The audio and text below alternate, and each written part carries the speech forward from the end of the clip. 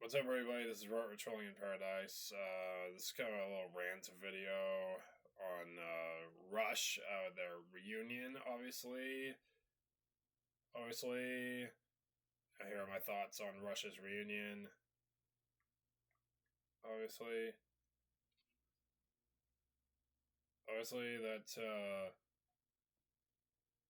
you may know, Rush are from Toronto. They were the biggest progressive rock trio out of Toronto from the 70s all the way up to about 2015 when they did their last tour. And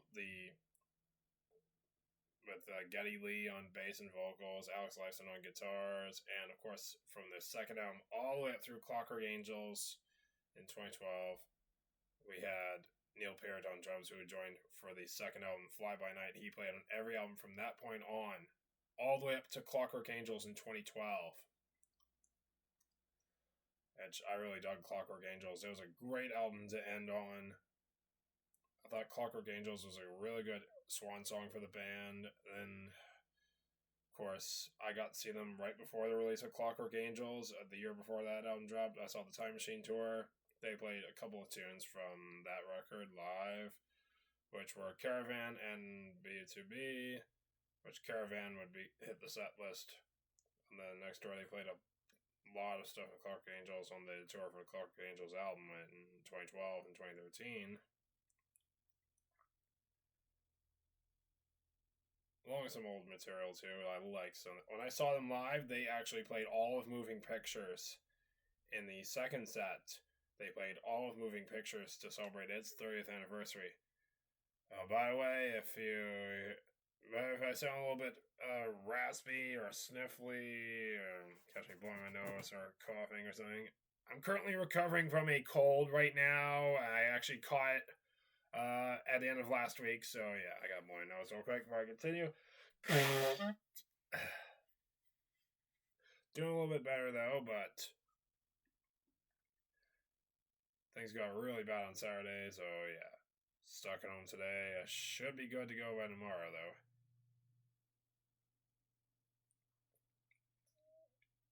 Anyway, Rush officially announced a reunion and their tour, a small tour for 2026 with Lee and Lifeson. And we have a new drummer on board. Her name is a girl who's coming in on drums. Her name is Annika Nils. And Annika Nils is a jazz, fusion, prog drummer and composer who got her start on YouTube in the 2010s. She's 42 years old, so yeah. She's the youngest member of Rush now. And she hit the number 2 on the Best Fusion Drummer in 2017 in Modern Drummer magazine. She's also an instructor on Drumeo, which is amazing, with a degree in popular music from the University of Popular Music and Music Business. That's in Mannheim, in Germany. She has 4 full-length albums. She actually released her latest one this year called False Truth, which all her stuff is instrumental, so yeah. Of course, Neil Peart passed away in 2020 of a brain tumor, and that kind of put NHS reunion on the back burner and ruined everything. And then, of course, COVID hit, and that also kind of screwed things up. But also, and in 2022, the two surviving members, Alex and Geddy, performed performance of Closer to the Heart with Primus at Red Rocks in Colorado as part of the South Park 25th anniversary event, which had Trey Parker, who is one of the main guys behind South Park, singing a bulk of songs live, including, of course, he also sang the song he did for Team America World Place, which is America Fuck Yeah, which was amazing. Yeah, so the tour, the band's doing only 12 shows this next summer.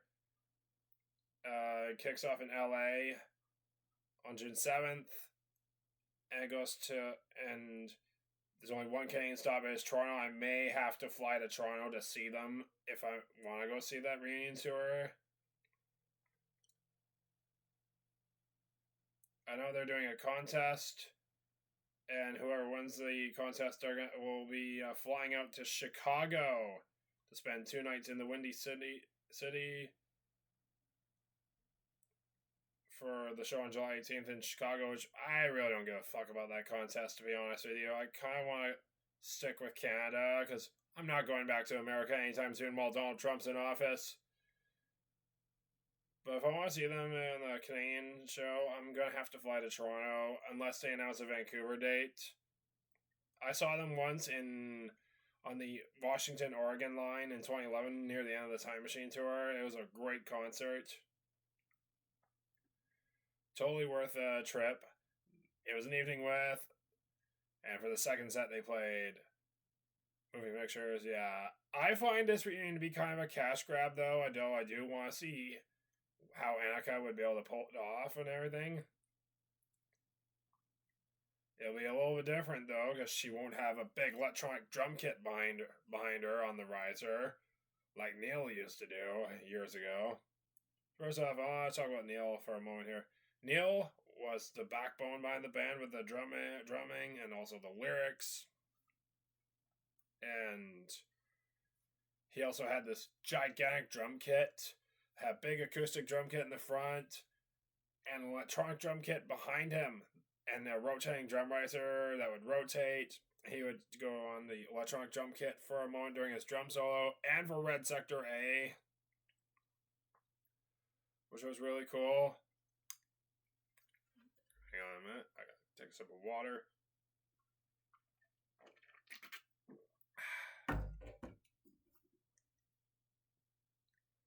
Alright. So, yeah. Obviously, this one they have. So, Neil obviously was known for his extensive drum solos live, which he would often do during the second set of the show. And during this point, while he was on the acoustic drum kit, he would do like an ostinato, like a waltz ostinato, where his right foot would be on the bass drum, his left foot would be on an auxiliary pedal to the left of his hi-hat. And it would do his right foot would go hit the kick drum, and his left foot would stomp down on an auxiliary pedal to the left of his hi-hat stand twice to trigger a tambourine sound. He would do that repeatedly, and he would try to solo over top of it, which would like some tom fills on the toms on this drum kit, which I've tried doing that myself on my drum kit, which is in the main area of the living room, right by my stereo and television set.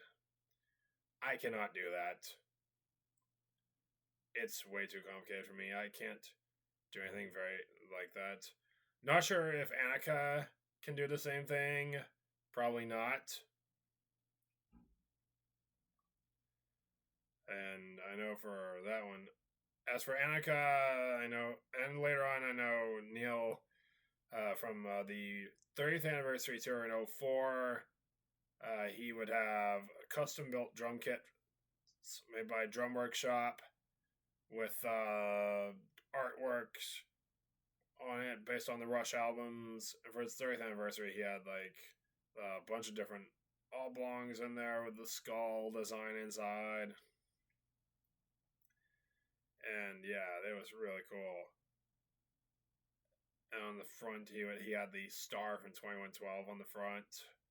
On the Snakes and Arrows, they had the Snakes and Arrows design. And of course, Time Machine with the clock, and Clockwork Angels with the clock on it. But for the band's 40th anniversary tour, the last tour to have Neil Peart, he had two different drum kits. He had the R40 thing with the logos on there for the first half of the show. And for the second half, he had a gunmetal gray looking drum kit based on his old Slingerland that had two bass drums, as opposed to what he would do after switching over to Drum Workshop. After he switched over to the Drum Workshop drums out of Oxnard, he would use just one bass drum with a double pedal